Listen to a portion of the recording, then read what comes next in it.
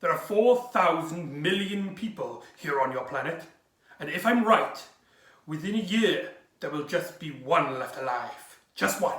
Hello and welcome back to the Doctor Who Marathon. I'm your host McEdam, and today we're going to be talking about The Image of the Fendahl, written by Chris Broncher in his last story, and directed by George Pedeston Foster.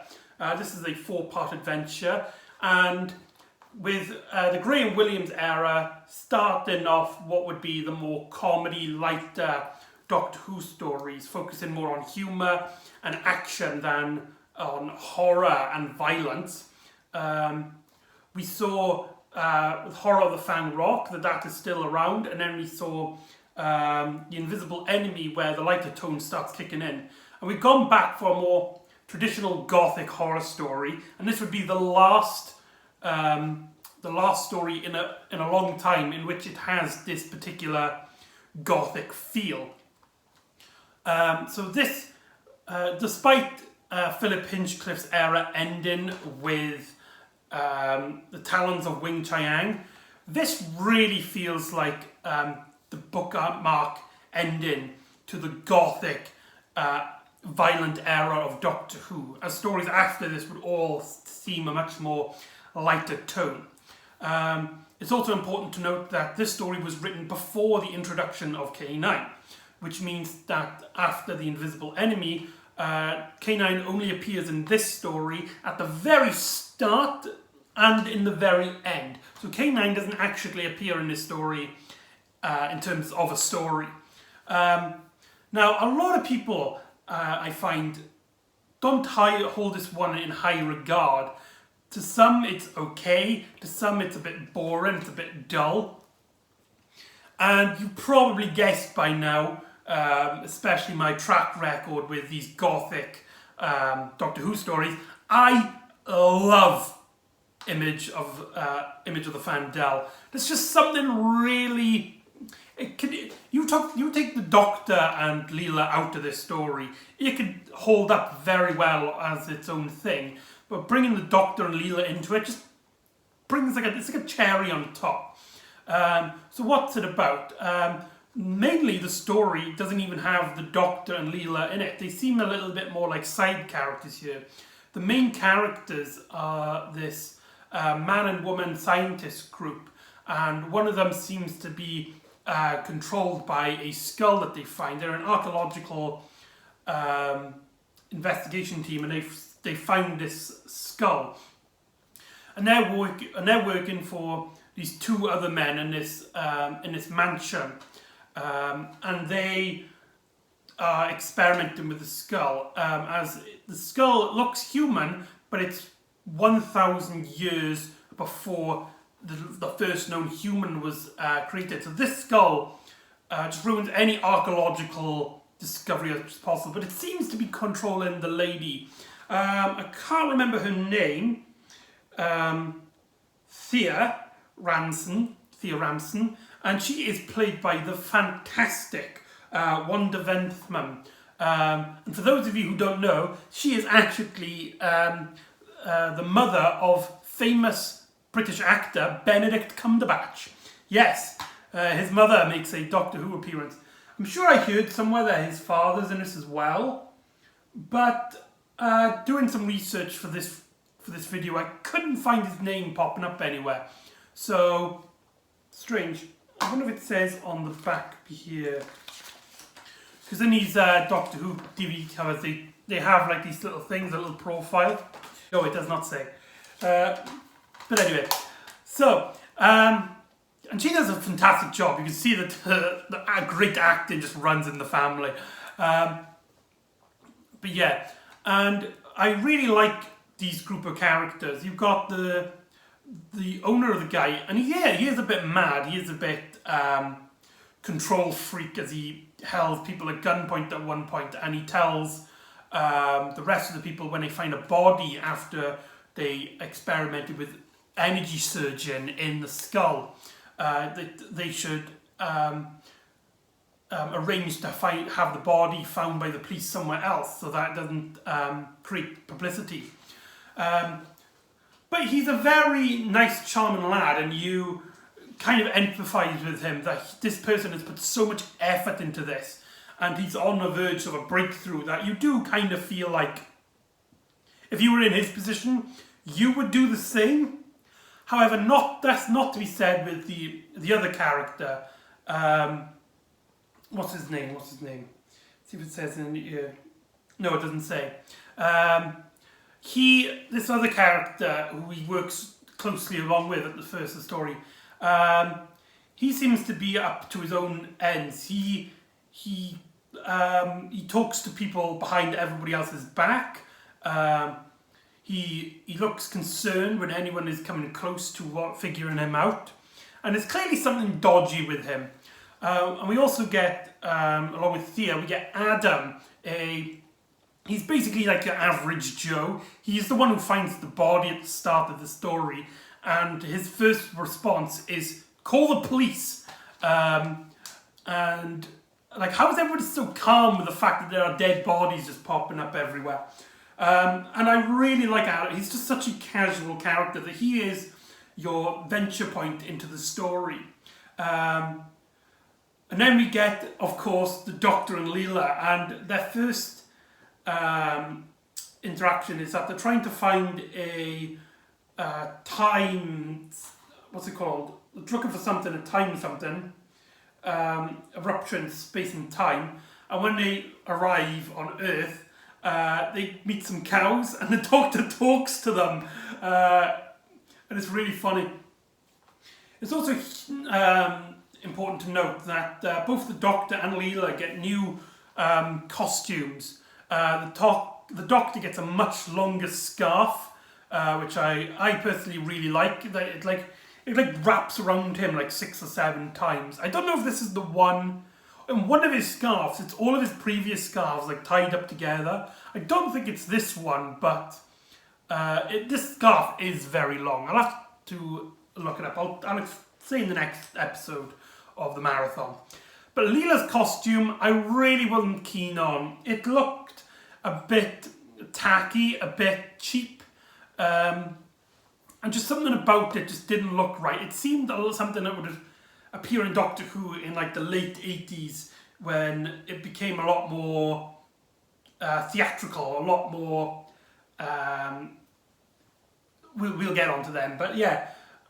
Wouldn't keep, but it doesn't bother the story. I mean, it's only a costume after all, and it still gets up the emphasis of Leela being a sort of savage. And there's some great scenes in which they're trying to, where Leela finds a man behind them with a gun, and Leela threatens to kill him, and she's got him by the neck. But this guy just seems to be a common folk just wandering around. And Leela, there's also a scene in which the Doctor's trying to get into the building, as he can feel that there's something there's something dangerous, something evil there. And Leela is like, I'll kill the guard. And the Doctor's like, stop, you've got to stop killing people, you'll get us into trouble. And Leela's like, don't worry, Doctor, I'll protect you. And the Doctor starts whiffing, he's like, you protect me? Yeah, and it's just that sort of banter that I really like about the Leela and the Doctor relationship. It's almost like a student-teacher relationship, but the student is very head first, and so the Doctor's got to basically reel her in. And when the Doctor finds out what's going on, as he sees, when he's there, they use an energy surge again on the skull, and somebody, one of the guardsmen, collapses to his death, and Adam goes in to investigate, and the Doctor comes in, and like Tom Baker, just owns the goddamn scene. He literally just walks in, and his presence just makes you feel like he's always been there, and everybody just does what he says. And it's also here that the Doctor explains that because they see a little creature, a green creature, and he explains that it looks like a Fendahlian, a part of a Fendahl, a creature from Time Lord mythology, which was supposed to be destroyed when the planet 5 was destroyed. And it's also here that the Doctor gets the great speech, which I quoted at the start, in which if this thing is allowed to roam, there will only be one human left alive. And when he's there, he gets introduced to the leader scientist, all the other scientists. And it is here that he notices something, which is something I've tried to hide.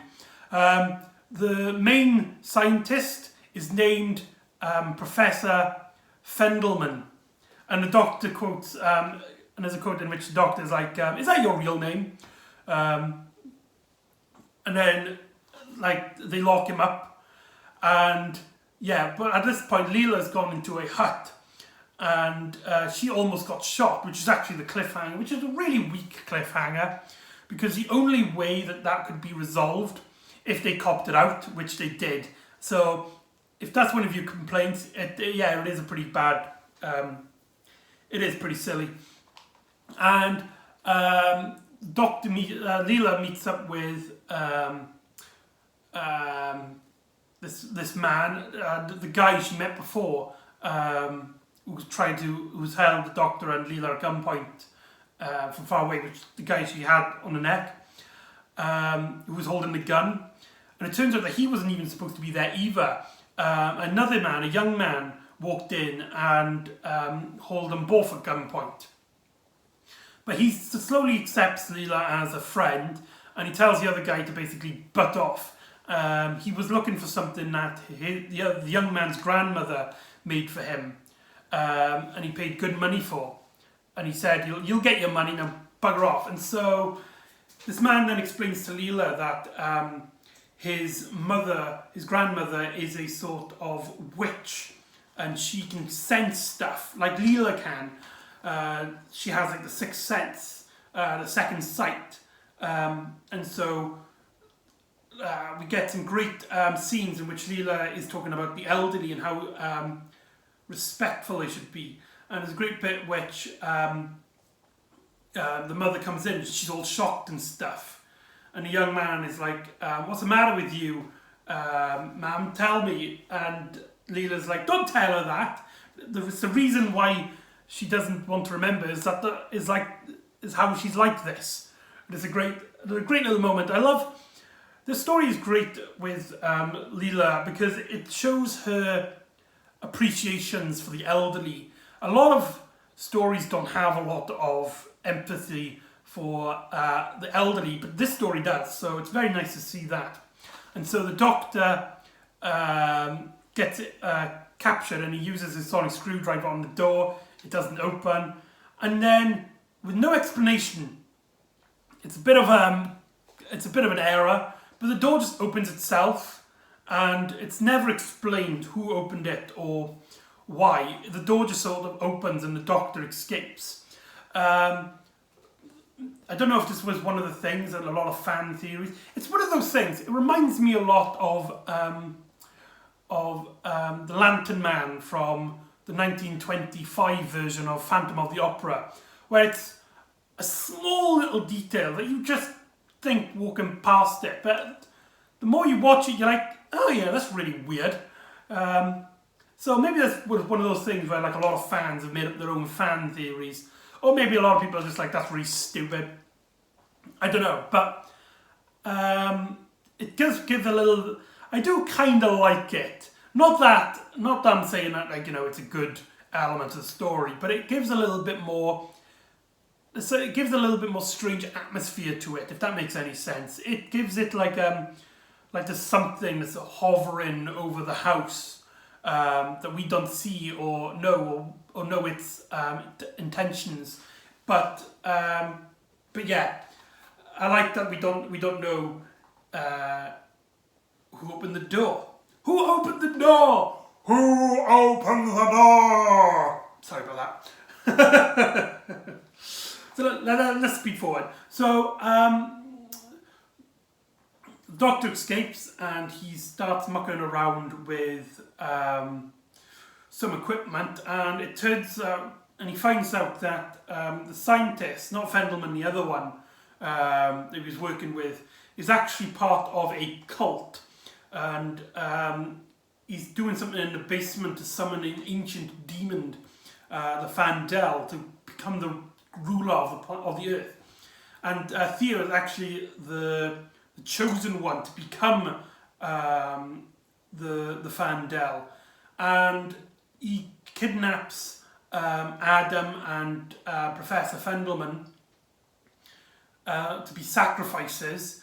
And my God, the scene in which she becomes the Fendahl, and it's just something really iconic, just absolutely stunning. There's a whole thing with the pentagram in this story, and when they summon her in the basement, they have a massive light glowing pendulum on the floor, and the effect of her skin slowly turning silver, and the way her body slowly hovers from the floor to that, and it comes up. It's just something really just goddamn iconic. And I remember growing up, this scene always sticks out in my head, and I can't remember if I was terrified or not, but I remember feeling uncomfortable, as if I'm witnessing something I shouldn't, that this is something beyond the grave. So yeah, the atmosphere really works, and I really like the gold design of the Fendahl. It makes you feel like it's a god. In fact, Chris Broncher, he even stated that he didn't want any dialogue from the Fendahl, because how can you give words to a god? And this was agreed by Robert Holmes, which I forgot to mention. This is the last story he was script editor of. Next story would have Andy someone. I'll remember in the next episode. Yeah, and so they reveal that the Doctor tries to save Adam and Professor Fendelman, but Fendelman gives this massive speech in which this was all destiny, this was all planned. The Doctor explains later on that the skull maybe not created humans, but had this low-level filter around it that anytime creatures came near it, they started evolving into something which the Fendahl can use to be part of itself. And so when the Professor works out that his name Fendelman could be part of this destiny of the Fendahl, and I really like this moment, and it makes you feel like there's something a bit more destiny to it. But the Doctor also says it could just be a huge coincidence, and I like that they add that as well. It's like, this thing isn't really science, and it could easily just be a coincidence, but the fact that they do mention that it could be like destiny, or somebody can believe it's part of destiny, just gives it a little bit more like a cultist feel to it, like a really metal, if that makes any sense. And the madman who's trying to control the world then shoots Fendelman in the face. You never actually see it. He puts the gun to his face. It cuts to the scenes outside, and you hear a gunshot. It cuts back, and you see there's blood on his head, which there should be a lot more. But I understand it's a kid's show, so a family-friendly show, so I understand why they didn't do that. But my God, Graham Williams was brought on board to make the series much more light-hearted, and only in his third story do we get somebody shot in the head in close range with his arms tied behind his back. An innocent man. Before this, Fendelman has a great speech in which he's explaining that he feels like this is all destiny, and he says, "I have been used. You have been used. Humankind has been used." And that's when he gets shot. And it's just, man, the actor who plays him is just a phenomenal presence that he gives in that one scene. Just fantastic. And so the doctor saves Adam, too late for Fendahl, and the doctor explains, whatever you do, don't look at the Fendahl's eyes. If you do, you're basically dead already. And the doctor tries to even get the mad scientist out as he starts realizing that this is not how it's supposed to be, as the Fendahl turns his henchmen into Fendalins, big green creatures that stop people from moving and eats people's souls. Yes, they even mention eating people's souls. And the doctor gets... just there's a lot of great things happen, and there's a bit where the doctor tries to help the mad scientist out, but he asks the doctor to give him the gun, because he's already looked into the Fendahl's eyes, and the doctor's like, the gun's not going to work against her. And he's like, it's not for her, it's for me. And then the doctor gives him the gun, walks off, and just before he leaves the door, you hear a bang. So yeah, we've got not only guy getting shot close range in the face, tied up and innocent, but we also get a suicide. And this is a Graham Williams story. Why are we not talking about the fact that Graham Williams has a story with a suicide in it? It's just mad. I mean, I'm not saying that suicide is, anything to joke about, but it's just the fact that there's something this bleak in an era where it's supposed to be a more family-friendly oriented storylines. You just got to admit, it's got some balls producing this story around his era, and so we get a lot of gobbledygook and a lot of explaining. One of my favourite scenes is when the doctor's trying to tell Adam about the bomb, and he keeps changing the times. It's like, set it for 2 minutes. Yes, okay. So Adam, set it for 5 minutes. Set it for 3 minutes. He closes the door, and Adam's waiting in the room. The doctor comes in again. He goes, remember, 3 minutes. I don't know why, but that always sticks out in my mind. A lot of scenes in this story stick out in my mind. It's one of those stories I grew up watching on VHS, and it just has a massive impact on me, and I really like this gothic Doctor Who, and it's a shame that this would be the last one for a while. And the Doctor takes the skull, because he's afraid that if it explodes with the skull in it, then it could appear somewhere else and the whole thing could start again. So he takes the skull, and him and Leela ran off, and the bomb that Adam sets, after 2 minutes he runs out, leaving only 3 minutes left for the bomb to go off. And so Adam leaves and everybody else leaves, and the house explodes, killing everybody inside it, including Thea, who was part of the Fendahl. And that's image of the Fendahl. Overall, despite people's issues with it, I've heard a lot of people say that it's a bit heavy on explanations, and not a lot happens. And there's some filler moments, like there's a scene in which the doctor's legs stop working for a moment, and it doesn't seem to state as much. But I really enjoyed this story, the atmosphere, the tension, the nice characters. The guy who plays Adam, Edward Arthur, on the DVD documentary, which I believe is called After Image, yeah. He even says that he knows a lot of fans aren't particularly keen on this story. It's not very memorable in terms of the fan base. But if you watch this as a piece of drama, then it's very well handled. And I totally agree with him. But there's also some really heavy emphasis on cultists, which I just love that kind of stuff. I just love horror. So it just appeals to me. So I'm I will admit, I'm a bit biased when it comes to the story. I mean, it's a story that seems to be targeted right at me. And some of the imagery used, especially when it comes to the Fendahl, the Fendahl, and the pentagrams, just really gives this story a massive boost in quality.